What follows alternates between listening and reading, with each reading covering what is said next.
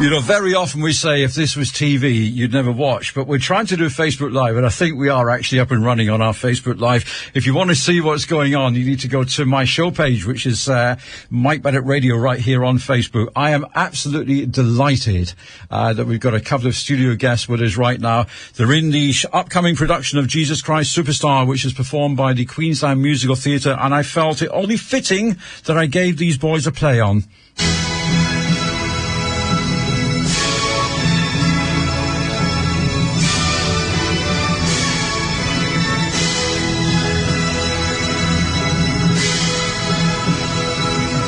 Great to see you guys, and what an exciting time. I mean, it's getting close to showtime, isn't it? Not long to go now. Yeah. Just over 2 weeks. Yeah. Wow. And I understand from my good friend Robert Carr, I say good friend, I never see him, but anyway, that's just between me and him. According to Robert, rehearsals going extremely well, but very, very time consuming, I'm guessing. Yeah, it is. Amazingly so, yeah. It's only getting worse as we go on. Yeah, So let's talk to a fellow expat from the UK, first of all, Chris. Being an Irishman, I picked up the accent fairly quick, didn't I, really? Yeah, it comes out. So tell us a little bit about your role, and tell us what people can expect when they come to the show. So, I'm going to be playing Judas. It's one of those roles that you have to do once in your life. If you're a musical theatre fan, you know, Jesus Christ Superstar is just one of those shows. You've got to do it. And to get the role of Judas, I was over the moon. Really emotional, really angsty, sort of pump out for these songs. It's amazing. Yeah. And I don't think people realise this, that it's basically sung from start to finish. It is. It's an operetta, rock opera. It's, completely sung through. Yeah, we try and get in a couple of spoken words, but you know. Yeah, and in fact, talking about a couple of spoken words, I noticed that you got Deanne from the theatre group with, and when I saw her outside, I thought, it's pointless if she comes in, you guys will never get a word in edgeways. So I appreciate the fact that Deanne is sitting outside this morning. So moving on to Archie, first of all, again, welcome to the show. Archie, an interesting background. My reliable sources tell me that when you first tried to do musical theatre, your nerves were so bad, it all went wrong, and that was it. Took you 20 years to recover. Yeah, basically what happened then was as soon as I got on, I completely forgot the line for a musical again. And you know, not only a musical, but you've got the starring role in a musical, which isn't bad, is it? Oh, well, primarily, actually, the main role here is actually Chris's, which is Judas, because he loves to point that out. He pretty much bookends the entire musical from start to finish. So, but yeah, you know, it's a very nerve-wracking. It was a very nerve-wracking experience for me being able to get this role. But it does offer me this great opportunity to play a character who's completely conflicted about his role in life. You know, he's burdened by the weight of his responsibility, and at the same time, he's very reluctant to leave the ones he loves. So obviously, I'd like you to say a huge role, and I'm guessing that 20 years sort of period, you've gained some confidence that you didn't have back then. Not really, but actually I started becoming more comfortable in performing as soon as I got here to Australia about 2.5 years ago. I just started out, busking and performing in open mic nights. That pretty much helped out. That's huge. I mean, if you can handle being abused and being shouted at, and because, I mean, I have it every time I come out of the studio, so I know what it's like. Yeah. You can pretty well handle anything. Chris, obviously we picked up the Irish accent, so how long have you been over here? Too long? No, most of my life, since I was a wee boy. I did most of my high school and everything over here, so... That's interesting. You still say wee boy, which is a kind of Irish expression. So getting on to the show itself, I mean, Archie very kindly says, hey, it's all about you because you're there all the time. How demanding a role is this? Really demanding. Like, I don't know if a lot of the listeners might have caught, Tim Minchin and their performance recently that toured around Australia and the world, and by the end I know Tim's voice was completely, oblivious, wasn't it? Yeah, it was just, it was intense. But no, look, it takes a lot of training to really try and push your voice to be able to last the distance. Which is probably going to be a pleasure for most of your friends. But definitely. So your actual, according to the sort of background info I've got, you started doing your theatre stuff way back in 1997. Yeah, look, even earlier than then. Yeah, really started getting on stage and you know, being a bit of a solo performer back then, doing Stedfords and that sort of thing. But always sang in choir in school, and yeah, it's just one of those things. I really love doing it.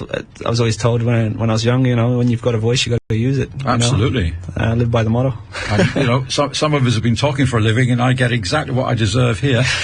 So if we can look at Archie, the amount of work that's gone into this, as you walk out there, I mean, when is dress rehearsal, first of all? Well, the final dress rehearsal is in the next couple of weeks, where we actually get to do it on stage. That would be like... And that's the real. I always find anybody that we speak to that does musical theatre, they say you can do all the rehearsals in a rehearsal room, you get on the stage, and all of a sudden it's real. The whole world's turned upside down. Yeah. And that's when you find out, do you know what, we should have maybe rehearsed that a little bit more. I mean, at the moment we're sort of rehearsing with minimal props because we're we're in a completely rented space. So, yes. Yeah, we can't really build a full set in there and try and move it and reassemble it. So it has its difficulties. Yeah, at the same time, we've had minimal practices with the full band. Still, I was going to say, because it's a rock opera, isn't it? It is. So. But we did a full run through with the band a couple of weeks ago, and it was just amazing. Took everyone, like the entire backing that we've got there. Our ensemble is just amazing. When they start singing, it is just goosebumps everywhere. 4-part harmonies and the likes. It's just sensational. And now that you've got the band coming in, just everyone's performance was lifted. It does. It lifts you up. I mean, I'm a drummer, and I know that when I've played in the sort of bigger bands, that you all of a sudden, and you do things that you don't realise you're capable of. You actually get right out of. I mean, musical theatre. Now, I've seen many of the productions, and the quality, the standard is extremely high. Do you two have ambitions to maybe take it a stage further, get to the next level, and go professional? Well, in my case, I'm taking it step by step. Again, this is my first exposure to this kind of thing, and I'm not looking anything past beyond this show for now. But yeah, we'll see how it goes, and maybe there are other opportunities for me to go on elsewhere. So, and I know for a fact that you've got lots of, we used to call them talent scouts back in the UK. They come to these kind of productions looking for new talent. So, I mean, obviously you've got to think, you never know who's going to be in that audience. This is it. Andrew Lloyd Webber might be having a holiday in Queensland, and you think, I'll just see what these guys are doing right now. At least it's not cats wearing, that's for sure. Do you know, of all the productions, that was the one that I liked the least. I wasn't keen. We saw that in London, and I wasn't really keen on that. I saw it in the Big Top down in, I think it was down in Mittagong, down near Sydney way, and I thought it was sensational. Just the fact they had them all coming out through the crowd and everything was fantastic. As far as crowd participation went, it was brilliant. But no, we sort of sat there, and we love musical theatre, and we sat there and we thought, do you get it? I don't get how it. do you act a cat? Everyone's a cat. I like cats. Didn't quite get that. But, so what about you then, Chris? Obviously everything's geared up for this, but are you thinking about doing some more work? I'm happy doing community theatre. I love it. I've got a real passion for it. I've done a couple of shows in the past, and I've always wanted to do more, but it comes down to time. We all got our lives outside of it at the moment. And it's hugely time consuming with rehearsals and all the rest of it. Exactly. So, given the right opportunity and the right paycheck, I'd be in for 100%. But hang on, did paycheck? I have no idea what he's talking about. Working in community radio, I know exactly what you mean. But exactly. And the joy of it, though, it's your passion. You do it because you want to. Yep. And Absolutely. Yeah. Just like all your sports fans out there, this is our sport. This is what we do. Yeah. We do it for kicks, and we love it. Yeah. We give everything we can on stage, and this is it. And I can relate to that on a Monday morning because I do it because I love it, and it is great fun. So first of all, for people that want to go, when does the show all start, and where is it? We're opening on the 8th of June. It's our big opening night, so that's a nice Wednesday night. And then going through all the way to a Sunday matinee we've got. All shows in between, including Thursday, Friday, Saturday nights. Yeah, we got 2 shows on Saturday. One's a matinee and the other's an evening show. So how hard is it, A, to get the energy levels up for the matinee, knowing that you've got to do it all over again, and B, to keep the energy going when you're on your second? And anything else.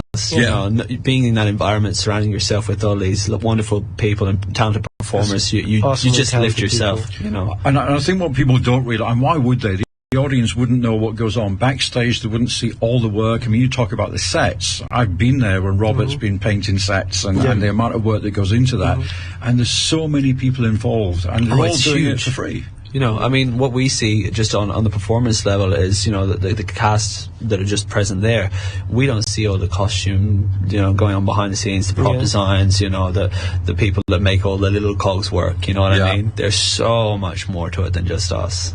And, yeah, we kind of lose sight of that to some degree, get lost in the musical. Which it is huge. Yeah. But I think for anybody who hasn't seen it, I'm actually going to play a track from the show in a second as we say goodbye to you guys. But for anybody who hasn't seen it, there are so many recognisable. We land on the day you finish, but I did say to Robert, I think you need to extend it by a week. So if you can just sort that out for me, guys, that'd be fantastic. We're up for it. Okay, so Chris and Archie, thank you ever so much for being with us this morning. Thank you. All the best, break a leg, as they say, in musical theatre, and hopefully we'll see you guys again for another production. Thank you, sir. So there you go, and if you want to know a little bit more, we'll put some details up on my show page on Facebook and also on the Facebook page, but it's at the Chanel Theatre, it's Queensland Musical Theatre, and it is going to be fantastic.